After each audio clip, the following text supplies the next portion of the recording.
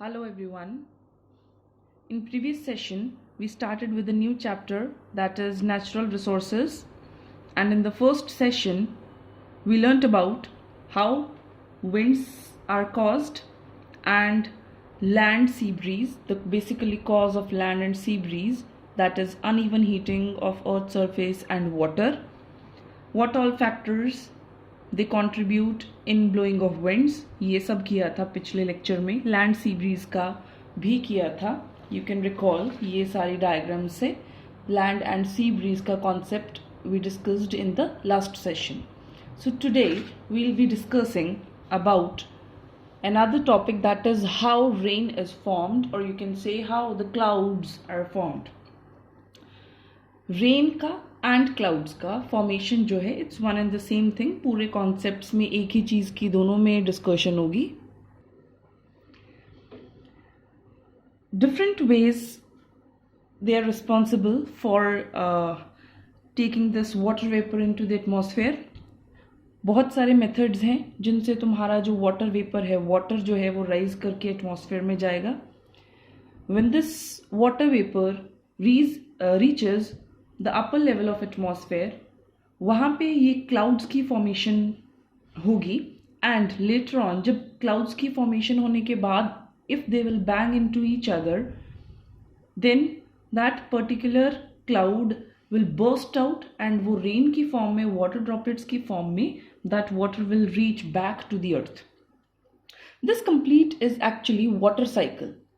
Rain की formation जो है it's a part of water cycle. Water जो है जैसे हमने सबने सुना हुआ है कि like 3/4 of the earth surface वो वाटर से कवर्ड है, 1/4 इज जो land area.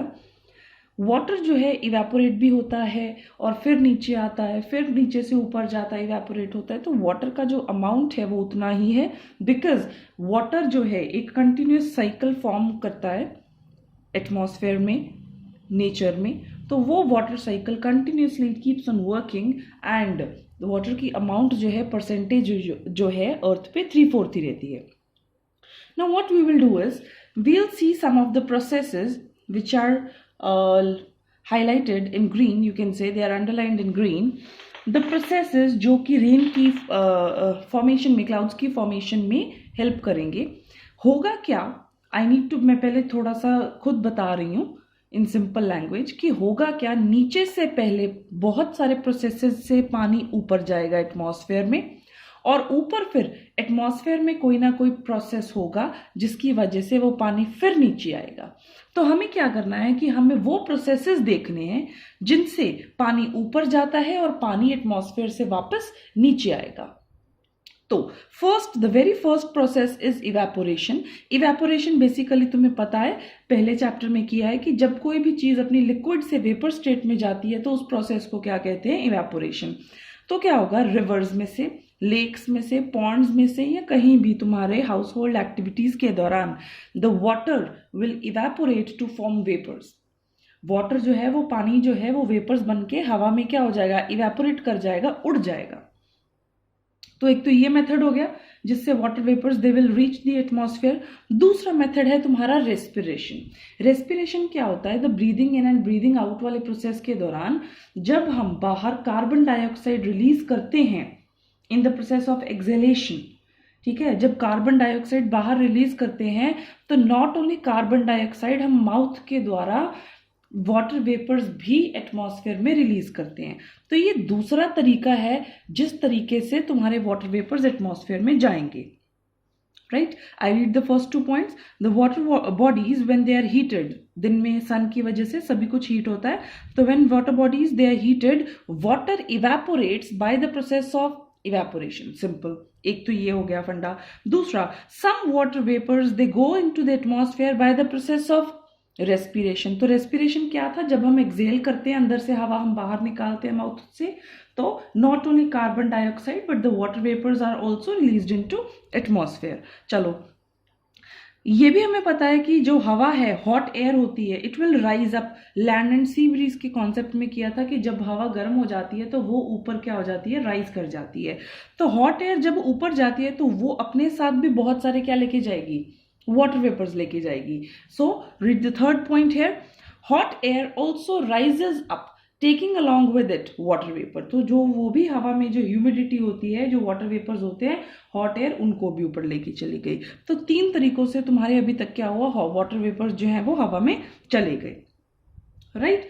As the hot air it will rise, जब भी हॉट एयर राइज करती है तो ऊपर जाके वो ठंडी हो जाती है और फैल जाती है। It will expand and cool down, क्योंकि ऊपर तो है वो किसी के कांटेक्ट में नहीं है, गर्म चीज है, ऊपर जाके क्या हो जाएगी, एक्सपैंड कर जाएगी और कूल कर जाएगी। ना यू सी, अगर वाटर वेपर्स कूल करेंगे, उनका मतलब टेम्परेचर कम होगा, उनको ठंडा करोगे। जब तुम वाटर वेपर्स का टेम्परेचर कम हो जाएगा, कूलिंग प्रोसेस होगा, तो वो वापस कौन सी स्टेट में आएंगे, गैस से वापस किस स्टेट में आ जाएंगे, लिक्विड स्टेट में आ जाएंगे, due to the process of cooling. This everything is related to your very first chapter, right. Temperature और प्रेशर से तुम्हारे कैसे स्टेट्स ऑफ मैटर चेंज होते थे। By the process of condensation, आ गया वही कंडेंसेशन। कौन सा प्रोसेस था, कंडेंसेशन वॉज द प्रोसेस जब कोई भी गैस वाली चीज वापस अपनी लिक्विड स्टेट में आ जाए। तो ऊपर जाकर जो वाटर वेपर्स इवेपोरेशन, रेस्पिरेशन और हॉट एयर के साथ ऊपर गए थे, बहुत ऊपर जाकर कौन सा प्रोसेस हो जाएगा, क्योंकि टेम्परेचर कम हुआ तो क्या हो सकता है, कंडेंसेशन। तो कंडेंसेशन प्रोसेस से these vapours will turn back into water droplets, वहां पे जाके ये वाटर ड्रॉपलेट्स में क्या हो जाएंगे, कन्वर्ट हो जाएंगे। और वाटर ड्रॉपलेट्स में कन्वर्ट होने के बाद वहां पर इनको जो भी सस्पेंडेड पार्टिकल्स, कोई डस्ट पार्टिकल्स हो सकते हैं, कोई स्मोक पार्टिकल्स हो सकते हैं, कोई भी पार्टिकल्स जो होंगे, उनके आसपास ही वाटर ड्रॉपलेट्स क्या होते रहेंगे, कोलैबोरेट हो जाएंगे, कलेक्ट होते रहेंगे। उनको सेंटर मानकर वाटर ड्रॉपलेट्स उसके आसपास क्या करेंगे, चिपक जाएंगे। They will stick to that particular particle over there, right? Normally the dust or the suspended particles in air, they act as nucleus. nucleus क्या होता है, सेंटर की तरह। तुम्हें एक स्ट्रक्चर ऑफ एटम चैप्टर आएगा, उसमें पता लगेगा कि तुम्हें न्यूक्लियस होता क्या है। यू कैन से द सेंटर मोस्ट पॉइंट। ये जो सस्पेंडेड डस्ट पार्टिकल्स हैं, ये न्यूक्लियस की तरह बिहेव करेंगे, और जो वाटर ड्रॉपलेट्स हैं वो इनके आसपास क्या होते रहेंगे, कलेक्ट होते रहेंगे वाटर ड्रॉपलेट्स। दस द क्लाउड्स आर फॉर्म्ड, और यही वाटर ड्रॉपलेट्स का कलेक्शन जो ऊपर होगा, इनको क्या बोलते हैं, हम क्लाउड्स बोलते हैं, ठीक है। When the drops grow big and heavy, अगर वहां पर वाटर ड्रॉपलेट्स जो हैं वो उनका साइज काफी बड़ा हो गया, they are big and heavy, they will definitely fall down in the form of rain, right. Otherwise क्या हो सकता है, रेन की बजाय अगर वहां पर टेम्परेचर और कम हो जाए, अगर तुम्हारा ऊपर टेम्परेचर और डिक्रीज हो जाए, तो वो लिक्विड से वापस और किस स्टेट में जा सकते हैं, सॉलिड स्टेट में। टेम्परेचर के कम होने से तुम गैस से लिक्विड, लिक्विड से सॉलिड वापस आ सकते हो। और अगर टेम्परेचर कम हो गया तो तुम्हारा प्रेसिपिटेशन जो प्रोसेस है वो स्नो की फॉर्म में, हेल की फॉर्म में, जिनको हम बोल देते हैं बर्फ पड़ रही है, वहां पर है क्या, पानी ही ऊपर से नीचे आ रहा है, but in the form of solid. पहले वेपर्स की तरह ऊपर गया, वेपर से कंडेंस होकर लिक्विड में आया, और लिक्विड में वो आगे फर्दर टेम्परेचर कम होने की वजह से उनकी क्या बन गई, स्नो बन गई। गड़े भी बोल देते हैं, ओले भी बोल देते हैं, पड़ रहे हैं। तो दैट इज व्हाट बेसिकली है, तो पानी ही, बट कौन सी स्टेट में नीचे आ रहा है, अभी सॉलिड स्टेट में नीचे आ रहा है। तो ये साइकिल चलता रहेगा, राइट। तो अभी हमने क्या किया, ये वाटर साइकिल का प्रोसेस है, कैसे रेन अकर करेगी तुम्हारे वहां पे, फॉर्म कैसे होंगे क्लाउड्स। तो उनका प्रोसेस क्या था, basically evaporation, respiration, hot air की हेल्प से पानी पहले ऊपर जाएगा, वाटर वेपर्स वहां पर कंडेंसेशन प्रोसेस करके लिक्विड्स में आ जाएंगे, और लिक्विड्स में अगर हैवी हो गया तो वो रेन बन के नीचे आ जाएंगे, और अगर टेम्परेचर और कम हो गया ऊपर एटमॉस्फेयर का, तो वो लिक्विड कंडेंसेशन के बाद लिक्विड जो है सॉलिड में कन्वर्ट होके स्नो और हेल की फॉर्म में नीचे धरती पर आ जाएंगे। So this cycle will continuously keep on repeating, and this cycle is called water cycle, right? So you need to know all the processes: evaporation, respiration, condensation, precipitation. Precipitation होता है the process by which the water from the atmosphere come back to earth, right? वो process is precipitation. You can pause the video, note down all the points, then resume. Pause the video, note down all the points, not in paragraph but in points, then you can resume. Now your next topic is air pollution. Air pollution क्यों हम इसमें पढ़ रहे हैं, क्योंकि air भी क्या है, एक नेचुरल रिसोर्स है। एयर क्या है, एक नेचुरल रिसोर्स है और इस रिसोर्स को हम पॉल्यूट कर रहे हैं, उसके बहुत सारे आज हमें हार्मफुल इफेक्ट्स जो हैं देखने को मिल रहे हैं. That is very common, everybody knows about air pollution. अभी तो nowadays you can see number of steps taken by government like odd even vehicles का जो दिल्ली में सिचुएशन के अकॉर्डिंगली लिया जाता है कि एक दिन ऑड नंबर वाले व्हीकल्स चलेंगे, एक दिन इवन नंबर वाले व्हीकल्स चलेंगे. तो ये क्या है, एयर पोल्यूशन का कॉज क्या है? Nowadays you can see due to this curfew time, lockdown, many factories and many you can say industries or automobiles, they're not working, they're not like you cannot see that much of traffic on the roads. Due to this you can see your air around you is very clean, the atmosphere is very clean and you can see कि visibility भी जो है वो clear हो चुकी है पहले से. ठीक है, you can see, you can feel the fresh air and you can see the temperature में उतना हाइक अभी नहीं आया है. Even in summers temperature as compare to the other months you can say previous years, अभी it's about to end, April is about to end, still April के end में भी अभी जो है तुम्हारा टेम्परेचर उतना समर्स के अकॉर्डिंगली उतना राइज नहीं हुआ है. वाई? बिकॉज पॉल्यूशन कम होने की वजह से तुम्हारा ग्लोबल वार्मिंग भी कम हो जाता है, गर्मी कम हो जाती है. Right. So what is basically air pollution?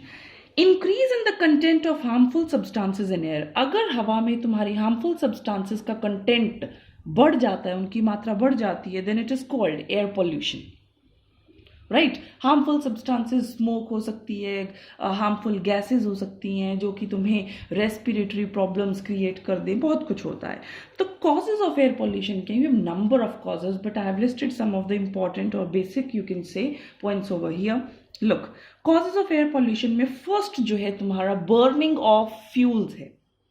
Fuel जैसे, फ्यूल क्या होता है? कोई भी चीज जिसको जलाकर तुम कोई ना कोई किसी टाइप की एनर्जी लेते हो. कोला है, coal, petroleum, petrol, diesel you can say, the natural gases you can say, LPGs you can say, biogases you can say, they all are what? They are fuel. अभी अगर इनका consumption कम हो रहा है, petroleum कम जल रहा है, पेट्रोल डीजल ऑटोमोबाइल्स कम चल रहे हैं, तो पेट्रोल डीजल का भी चलना कम हो गया. ठीक है, उसकी वजह से तुम्हारा एयर पॉल्यूशन कम हुआ. क्यों? क्योंकि जब ये फ्यूल्स बर्न करते हैं, जब फॉसिल फ्यूल्स या ये बर्न करते हैं, उस टाइमिंग्स पे तुम्हारी बहुत सारी हार्मफुल गैसेज एटमॉस्फेयर में रिलीज होती हैं, like carbon dioxide, sulphur dioxide, trioxide, nitrogen oxides, dioxides, many. ठीक है, तो इनकी वजह से तुम्हारा एयर पॉल्यूशन होता है. दूसरा, industrial affluence discharge into air. Industries में बहुत सारा फैक्ट्रीज में काम होता है, तो उनका जो स्मोक होता है, डिस्चार्ज होता है, हार्मफुल गैसेस जो होती हैं, अगर इंडस्ट्रीज ने प्रॉपर ट्रीटमेंट प्लांट्स नहीं लगाए, अगर इंडस्ट्रीज में उन गैसेस को प्रॉपरली कलेक्ट करके डिस्चार्ज करने का तरीका अच्छा नहीं है, तो वो डायरेक्टली क्या कर देते हैं, स्मोक जो है चिमनीज में से डायरेक्टली एयर में चली जाती है. वहाँ पर भी गर्मी ज़्यादा होगी. You can C thermal power plants में तुम देख सकते हो, तुम्हें स्मोक निकलती हुई दिखेगी. बहुत सारी ऐसी इंडस्ट्रीज होती हैं जिनका जो लिक्विड वेस्ट है वो तो डायरेक्टली वो रिवर्स में चले जाने देते हैं, और जो तुम्हारा एयर में है वो डायरेक्टली गैसेस वगैरह एयर में रिलीज कर देते हैं, which is very wrong. Right. Third is what? Increased usage of automobiles. You can सी अभी इतनी पॉपुलेशन है, इफ अगर पॉपुलेशन ज़्यादा है, एवरीबडी इज लाइक मुझे भी ये चाहिए, मुझे भी टू व्हीलर चाहिए, मुझे भी मोटर कार चाहिए. तो क्या होता है, जितनी पॉपुलेशन ज़्यादा है, everybody is demanding, right, in today's world. तो वो डिमांड की वजह से तुम्हारा यूसेज ऑफ ऑटोमोबाइल्स बढ़ जाता है. Like in a house, if you have 4 members, out of 4 members you see, 3 of the people they want their own vehicles.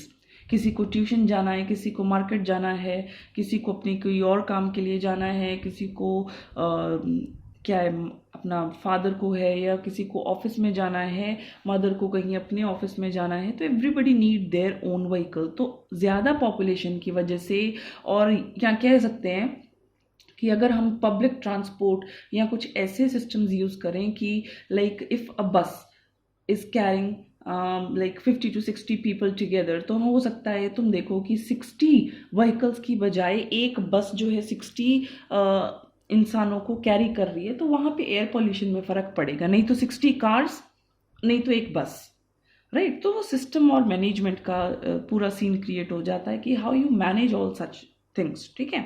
Fourth is what, forest fires, volcanic eruptions. Forest Fyers natural भी हो सकती है। Now days पीछे अभी Australia में बहुत ज़्यादा forest fires की वजह से बहुत ज़्यादा कैंगरूज को बहुत हार्म हुआ, वहाँ पे बहुत ज़्यादा एनिमल्स को हार्म हुआ। वो फॉरेस्ट फायर की वजह से जो धुआं है, जो गैसेस हैं, जो कंबस्शन प्रोसेस का जो प्रोडक्ट है, स्मोक है, वो सारी एटमॉस्फेयर में गई। तो वो भी क्या था, एक cause of air pollution. Then is volcanic eruption. ये जो हैं forest fires and volcanic eruptions, ये नेचुरल डिजास्टर्स के पार्ट हो सकते हैं। You can say naturally disasters जो हो रहे हैं इन पे हमारा कोई जोर तो नहीं है, बट स्टिल वॉल्केनिक इरप्शंस में क्या होता है, वॉल्केनिक लावा जो है वो भी गिरता है, निकलता है, और स्मोक भी, वहां पर बहुत ज़्यादा हार्मफुल गैसेस भी एयर में रिलीज होती हैं। सो देर आर मेनी कॉजेज। तो इन ये बेसिक से कॉजेज हैं। कंबस्शन हो गया फॉसिल फ्यूल्स का, हाउस होल्ड एक्टिविटीज़ में से हो गया, इंडस्ट्रियल एफ्लुएंट्स हो गए तुम्हारे जो रिलीज हो रहे हैं, ऑटोमोबाइल्स का यूज हो गया। So all these are volcanic eruptions, forest fires etcetera. They are the causes for air pollution, right? You can pause the video, note down and then resume. तो भी इन एयर पोल्यूशन की causes के वजह से तुम्हारे इफेक्ट्स क्या हैं। You need to understand causes क्या होते हैं जिसकी वजह से वो पर्टिकुलर चीज़ हो रही है, एंड इफेक्ट्स क्या होते हैं या कंसिक्वेंसेस क्या होते हैं। दे आर लाइक उसके होने की वजह से क्या असर आ रहा है। So effects and consequences, they are one and the same thing, you can say, ठीक है। तो एयर पोल्यूशन की वजह से सबसे पहले तो प्रॉब्लम क्या आती है, रेस्पिरेटरी प्रॉब्लम्स आती हैं। सांस के रिलेटेड तुम्हें बहुत सारी प्रॉब्लम्स आती हैं। अगर हवा अच्छी नहीं होगी, उसकी क्वालिटी अच्छी नहीं होगी, तो डेफिनेटली अस्थमा एटसेट्रा जैसी, तुम्हें ब्रोंकाइटिस जैसी बहुत सारी प्रॉब्लम्स को फेस करना पड़ सकता है। Respiratory problems, this is the first effect. Second is what, decreased visibility. अगर विजिबिलिटी डिक्रीज हो जाएगी तो उससे और बहुत सारी चीज़ें जो हैं तुम्हें फेस करनी पड़ सकती हैं, जैसे लाइक इन नवंबर एटसेट्रा। अगर फॉग के साथ स्मोक भी ऐड हो ड्यू टू बर्न्स, वो जो एग्रीकल्चरल बर्निंग प्रोसेस होता है नवंबर और दिसंबर की टाइमिंग्स पे, अगर वो धुएं के साथ तुम्हारी फॉग मिक्स हो जाए, स्मोक एंड फॉग, तो वो बन जाती है स्मॉग, ठीक है। तो स्मॉग बनने की वजह से तुम्हारा रेस्पिरेटरी प्रॉब्लम बहुत हार्म होता है उसको, एंड विजिबिलिटी डिक्रीज हो जाती है। You can not see after 10 metres, तुम्हें आगे नहीं दिखेगा कि क्या चीज़ है। उसकी वजह से तुम्हारे एक्सीडेंट्स, यू कैन से, उनका नंबर क्या हो जाता है, इंक्रीज हो जाता है। रोड एक्सीडेंट्स बड़ी प्रॉब्लम आती हैं, वैसे बड़े हार्मफुल, लाइक रोड एक्सीडेंट्स नहीं तो कई बार आगे कुछ दिखता नहीं है, सो यू मतलब कोई पिट है आगे, कोई खड्डा है, तुम्हें नहीं दिख रहा है दूर से, you can not see what's going on their, so visibility problems बहुत क्रिएट हो जाती हैं। Third is global warming. Global warming basically होता क्या है, जब global warming is average temperature का इंक्रीज होना, अर्थ के एवरेज टेम्परेचर का इंक्रीज हो जाना, ठीक है, उसको बोलते हैं ग्लोबल वार्मिंग। तो ग्लोबल वार्मिंग में इंक्रीज होता क्यों है, क्योंकि एयर पोल्यूशन की वजह से जो गैसेस हैं उनमें से जो, जैसे मीथेन है, CH4 है, कार्बन डाइऑक्साइड है, CO2 है, तो ये गैसेस की मात्रा अगर एटमॉस्फेयर में बढ़ जाती है तो वो ज़्यादा सोलर एनर्जी ट्रैप करती हैं। ये गैसेस, इनको हम ग्रीन हाउस गैसेस भी बोलते हैं। मीथेन हो गया तुम्हारा, कार्बन डाइऑक्साइड हो गया, मोनोऑक्साइड एटसेट्रा। तो ये क्या करती हैं, बहुत ज़्यादा सोलर एनर्जी को ट्रैप करती हैं। अगर ये ज़्यादा सोलर सनलाइट को, सोलर एनर्जी को ट्रैप करेंगी, खींचेंगी सन रेज को, तो डेफिनेटली अर्थ का जो टेम्परेचर है वो क्या हो जाएगा, इंक्रीज हो जाएगा। तो एवरेज टेम्परेचर के इंक्रीज को हम क्या बोलते हैं, this term is called global warming, ठीक है। कारण क्या रहा इसका, एयर पोल्यूशन, ज्यादा स्मोक, ज्यादा गैसेस, ज्यादा हीट एब्जॉर्ब करेगी अर्थ, और ज्यादा हीट एब्जॉर्ब करने की वजह से तुम्हारा टेम्परेचर इंक्रीज हो गया। Fourth is ecological imbalance. Ecological imbalance मतलब कुदरत का इम्बैलेंस हो जाता है। क्यों, क्योंकि आज के टाइमिंग्स में यू सी तुम्हारा जो रेन का है, जो तुम्हारा गर्मी का है, गर्मी के मंथ्स ज़्यादा हैं, सर्दी के कम हैं, और तुम्हारी गर्मी ज़्यादा हो रही है। few days, you can say few years back, you should say, पहले इतना 46-47 डिग्री तक का टेम्परेचर रीच नहीं होता था, ठीक है।